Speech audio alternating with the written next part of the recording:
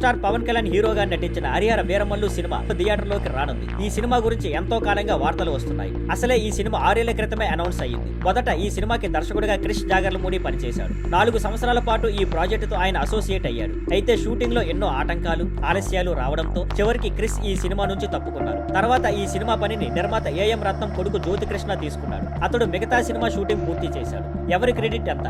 ఈ సినిమాను ఎవరెవరు తీశారు? అసలుగా క్రెడిట్ ఎవరి కొద్ది అనే విషయంలో ప్రేక్షకుల్లో సందేహాలు ఉన్నాయి. ఎందుకంటే ఒక డైరెక్టర్ మొదలుపెట్టి ఇంకొకరు పూర్తి చేస్తే మధ్యలో కొన్ని భావోద్వేగాలు ఉండడం సహజం. ఇప్పుడు సినిమా విడుదలకు ముందు క్రిష్ తన సోషల్ మీడియాలో ఓ పోస్ట్ పెట్టాడు. అందులో ఆయన ఈ సినిమా క్రెడిట్ అంతా పవన్ కళ్యాణ్ మరియు నిర్మాత ఏఎం రత్నందని చెప్పాడు. వాళ్ళిద్దరిపై ప్రశంసల వర్షం కురిపించాడు. ఇది తనకి స్పెషల్ సినిమా అని కూడా పేర్కొన్నారు. పవన్ ఏఎం రత్నంలకు రుణపడి ఉంటాను అని అన్నాడు. కానీ జ్యోతికృష్ణ పేరు మాత్రం లేదు. ఈ పోస్ట్ లో జ్యోతికృష్ణ పేరు ఎక్కడా లేకపోవడం అందరినీ ఆశ్చర్యానికి గురి చేసింది. క్రిష్ మధ్యలో తప్పుకోవడం వలన జ్యోతికృష్ణ సినిమాను కొనసాగించాల్సి వచ్చింది. అసలే ఎవరైనా మధ్యలో వదిలిన ప్రాజెక్టును తలపట్టుకోవడం సులువు కాదు. కానీ జ్యోతికృష్ణ ఆ బాధ్యతను తీసుకొని సినిమా పూర్తి చేశాడు. అయినా కూడా క్రిష్ తన పోస్టులో జ్యోతికృష్ణకు ధన్యవాదాలు చెప్పకపోవడం ఆయనకు ఏమైనా అనుచితంగా అనిపించిందా లేదా కోపంగా ఉందా అనే అనుమానాలు అందరిలోనూ మొదలయ్యాయి. సరళంగా చెప్పాలంటే క్రిష్ తన అభిప్రాయం చెబుతూనే జ్యోతికృష్ణను ప్రస్తావించి ఉంటే ఈ వివాదం వచ్చేది కాదు. కానీ అతడి పేరు లేకపోవడం వల్ల ఇప్పుడు క్రిష్కు జ్యోతికృష్ణ మీద కోపమా అన్న ప్రశ్న తెరపైకి వచ్చింది.